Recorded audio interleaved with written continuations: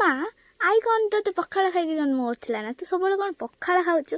ଥଣ୍ଡା ହେଇଛି ତାପରେ ବି ତୁ ଏତେ ସବୁ ଖାଉଛୁ। ଘରେ ମୁଢ଼ି ଅଛି, ଚୁଡ଼ା ଅଛି, ଅଟା ଅଛି, ଛତୁ ଅଛି, କେତେ କ'ଣ ଅଛି ତୁ ନ ଖାଇକି ସବୁ ପଖାଳ ଖାଉଛୁ।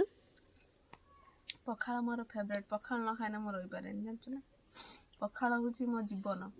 ମୁଁ ଯେତେବେଳେ ଛୁଆ ହେଇଥିଲି ମୋ ବାପା କିଛି ଆଣିକି ଦିଅନ୍ତିନି। ମାଆଙ୍କୁ ସିନା ଆଣିକି ଦେନେ, ରୋଜଗାର କରିକି ଆଣିକି ଦେନେ ସିନା ହେଉଛି ମା ଖୋଇବେ ଭଲ ମନ୍ଦ, ଆଜି ଯାହା ବି ହଉ ଛୁଆ ଯାହା ସବୁ ଖାଆନ୍ତି। କିଛି ନହେଲେ ଆଗରୁ ଚୁଡ଼ା ଥିଲା, ଚୁଡ଼ା ବି ଛତୁଆ କରିକି ମିଶ୍ରି ଗୋଳେଇକି ଖୋଇପାରିବେ। ମୋ ମା କ'ଣ କରନ୍ତି ନା, ବହୁତ ଦୁଃଖ ଯାଇଛି ଜୀବନର, ସେ କଥା କହିମି କାହାକୁ। ମା ଅଜା କ'ଣ ଏତେ ଅତ୍ୟାଚାର କରେ? ଅତ୍ୟାଚାର ନୁହେଁ, ମାନେ ସେତେବେଳେ ସମ୍ବଳ ହିଁ ସେ ଆସେ। ଯାହା ଇନକମ୍ କରିକି ଆଣିଲେ ଅଳ୍ପ ମାନେ ଇନକମ୍କୁ ଏଣେ ଛୁଆଙ୍କୁ ଆଣିକି କ'ଣ ଦେବେ? ସେତେବେଳେ ଟିକେ ଚଳାଚଳ ଭଲ ନଥିଲା ନା। ଆଉ ଅଳ୍ପ ବାପା ବି ଆମକୁ ଖାଇତେ କ'ଣ ଦେବେ? ମା ତାର କ'ଣ କରନ୍ତି ନା, ଏଇ ଯେଉଁ ତଳି ଭାତ ନା, ଯେଉଁ ପେଜ ଧରି ନେଇଥାଏ, ଯେଉଁ ତଳି ଭାତ ଉପରୁ ଉପରୁ ଖାଇସାରିଲା ପରେ ଏ ତଳି ଭାତକୁ ଚକଟିକି, ମା କୁହନ୍ତି ଯାହା ମୁଁ ଶୁଣିଛି, ଆଉ ଚକଟିକି ଆଳୁ ପୋଡ଼ା ପୋଡ଼ି ଦେଇଥିବ, ଆଳୁ ପୋଡ଼ିକି ଚକଟିକି ମୋତେ ଖୁଆନ୍ତି। ଆଉ ଯେ ଭାତ ଖାଇ ଖାଇ ଭାତୁଆ ପାଲଟି ଗନି। ଅଭ୍ୟାସ ହେଇଯାଇଛି ଆଉ। ଭାତ ବିନା ବଞ୍ଚି ପାରିବିନି। ମୋତେ ଯେଡ଼େ ଜୋର ସେ ଜ୍ୱର ଥଣ୍ଡା ହେଇଥିବ, ମୋ ମା କୁହେ, ମୋ ମା ପାଉଁରୁଟି ଆଣିକି ଦେବେ, ରୁଟି କରିକି ଦେବେ, ପରଟା କରିକି ଦେବେ, କିଛି ପାଟିକି ରୁଚୁ ନଥିବ। ମୁଁ ମା ଟିକେ ବାସି ପଖାଳ ଆଣିକି ଦେଲ ଖାଇ। ମା ମୋତେ ବାଡ଼ି ନେଇ ଗୋଡ଼ଉଥିବ, କହିବ ଏଇ ସବୁ କାହା ଘର କ'ଣ ଛୁଆ ଜ୍ୱର ହେଲା ବେଳକୁ ପଖାଳ ଖୋଜୁଛନ୍ତି, ଜାଣିଛୁ ନା ମାରିମି। ମୁଁ ତୁ ମାରେ କି କାହା ହାଣ, ମା ମୋତେ ପଖାଳ ଗଣ୍ଡେ ଆଣିକି ଦେ। କିନ୍ତୁ ଆମକୁ ତ ଜ୍ୱର ହେଲା ବେଳକୁ କାଇଁ ଆମେ ତ ପଖାଳ ଖାଇମୁ ବୋଲି ଖୋଜୁନେ। ସେତେବେଳେ ମୋତେ କ'ଣ ପାଇଁ ଆଣି କିଛି ରୁଚେନି, ଖାଲି ପଖାଳ ଖୋଜିମି।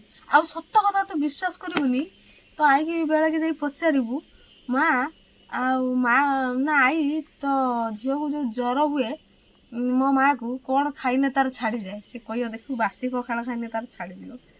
ଏଇଭଳିଆ ଭାତ ପାଲଟିଗନି ଛୁଆଟି ଦିନ କତରୁ। ମା ଭାତ ଖୋଇ ଖୋଇ ପେଟଉଥିଲି ବାର ମୋ ମା ମୋତେ ତଳି ଭାତ ଆଳୁ ପୋଡ଼ା ଚକୁଟିକି ଖୁଆଇଛି। କୁହେ ମା, ବହୁତ କୁହେ, ବହୁତ ଜୀବନର ଦୁଃଖ ଯାଇଛି, ସେ କଥା କହିମି ମା କା। ମା ଅଜା କ'ଣ ପାଇଁ ଖାଇବାକୁ ଦିଏନି ଆଣି? ଅଜା ତ ଅଜା କଥା କହନା ମା, ସିଏ ସ୍ୱର୍ଗରେ ଆମେ ନରକରେ। ଅବଶ୍ୟ ବାପାଙ୍କ ନାଁରେ କିଛି କହିବା କଥା ନୁହେଁ। ସେ ଗୁରୁଜନ ଲୋକ, ଯାହା ଭବିଷ୍ୟତରେ କରିଛନ୍ତି କି କରିଛନ୍ତି କହିବା କଥା ନୁହେଁ, କାହିଁକିନା ସେ ଆମର ବାପା। ତ ସିଏ ଡ୍ରାଇଭର ଥିଲେ।